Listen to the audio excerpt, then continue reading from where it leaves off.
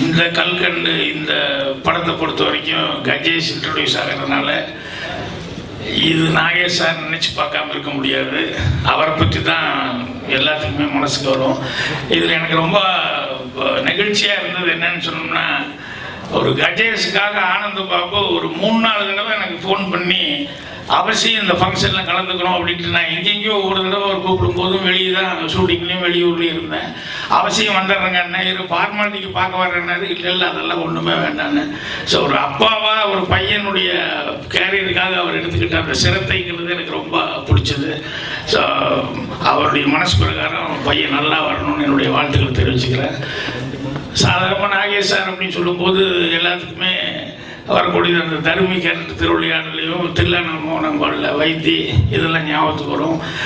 எனக்கு இதெல்லாம் விட ரொம்ப அவர் படத்தில் ரொம்ப இன்னும் அவர் நாகேஷ் சார் அப்படின்னு சொல்லி சொன்னோம்னா, அவரும் முத்துராம சார் நடித்த ஒரு சீன் தான் எனக்கு எப்பவுமே மைண்டில் வரும். அது பாலச்சந்தர் சார் படத்தில் எதிர்நீச்சலில் நாகேஷ் ரொம்ப பசியோடு இருப்பார். ஆனால் எப்படி நேரடியாக போய் முத்துராம சார்கிட்ட கேட்குறது அப்படின்னு சொல்லிட்டு கொஞ்சம் ஒரு ப்ரெஸ்டீஜ் கௌரவம், ஆனால் அதை சுற்றி வளைச்சி கேட்கலாமே அப்படிங்கிறதுக்காக போய் நாயர் அப்படின்னு சொல்லிட்டு ஆரம்பிப்பார். என்ன பாதம் அப்படிமா, சாப்பிட்டீங்களா நாயர் அப்படின்னு சொல்லி கேட்பாரு.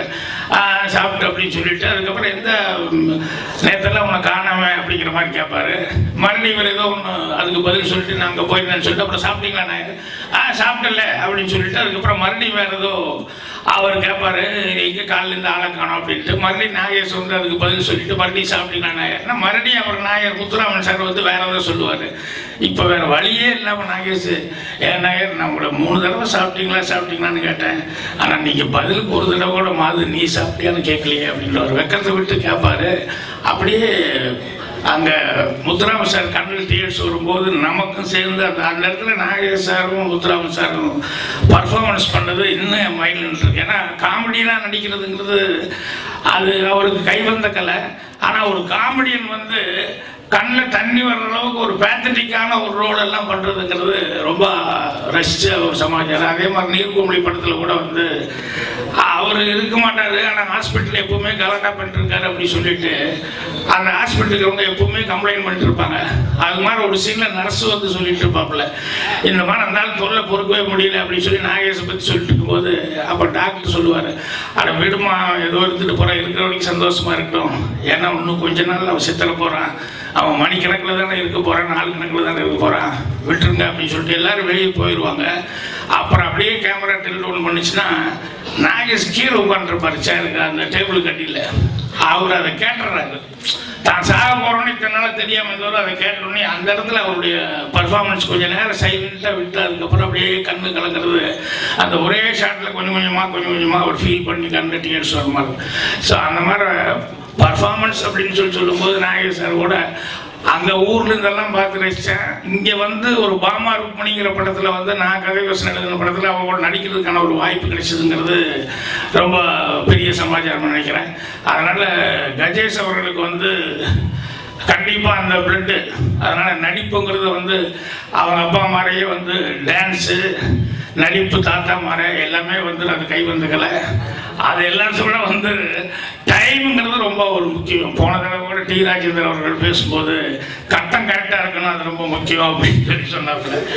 அந்த மாதிரி கஜேஷ் அவர்களுக்கு வந்து இப்போ திறமைகளை பற்றி ஒன்றும் யாருக்குமே கேள்வி எழுப்ப வேண்டியதில்லை. திறமைகள் கண்டிப்பாக அது பிளட்டே ஊர்னது. அவருடைய டைம் இப்போ இருந்து நல்லா ஸ்டார்ட் ஆகணும் அப்படின்னு சொல்லி அவருக்கு என்னுடைய வாழ்த்துக்களை தெரிவிச்சுக்கிறேன். அதே மாதிரி பாட்டுக்கள்லாம் கேட்டேன், ஜனரஞ்சகமாக இருந்தது. ஸோ கண்ணன் அவர்களுக்கு என்னுடைய வாழ்த்துக்களை தெரிவிச்சுக்கிறேன். நந்தகுமார் அவர் எனக்கு நல்ல நண்பர் தான். ஏன்னா வாசு கூட ஒர்க் பண்ணும்போது அவர் அசிஸ்டன்ட் டைரக்டராக இருந்தார்.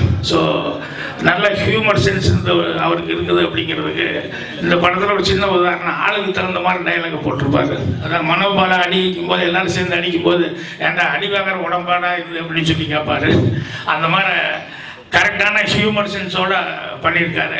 ஸோ விழாவுக்கு வந்திருக்க எல்லாத்துக்கும். அதே மாதிரி ப்ரொடியூசரை பற்றியும் சொல்லணும். ஏன்னா போன தடவை ராட்டினம் படத்துலேயும் அதே மாதிரி நிறைய புதுமுகங்களுக்கு வாய்ப்பு கொடுத்து அவங்களெல்லாம் உற்சாகப்படுத்தியிருந்தாங்க. அவங்களெல்லாம் நல்லா வர்றதுக்கான வாய்ப்புகள் ஏற்படுத்தி கொடுத்துருந்தாரு. அது மாதிரி இப்போ வந்து இதில் வந்து புதுமுகங்களை வந்து அறிமுகப்படுத்தியிருக்காங்க. So Rajarathnam films J Mahalakshmi அவங்களுக்கும் என்னுடைய வாழ்த்துக்கள். ஏன்னா அந்த ப்ரொடியூசர் நல்லா இருந்தால் மேலும் மேலும் நிறைய பேருக்கு வந்து புதுமுகங்களை வந்து ஆதரவு கொடுத்து வர வைப்பார். ஸோ டோட்டலாக இந்த டீம் கல்கண்டு எல்லா பக்கம் இனிக்கும் அப்படிங்கிற மாதிரி இந்த படத்தில் எல்லாமே சிறப்பாக அமையும்னு சொல்லி என்னுடைய நல்வாழ்த்துக்கள் தெரிவிச்சுக்கிறேன். நன்றி, வணக்கம்.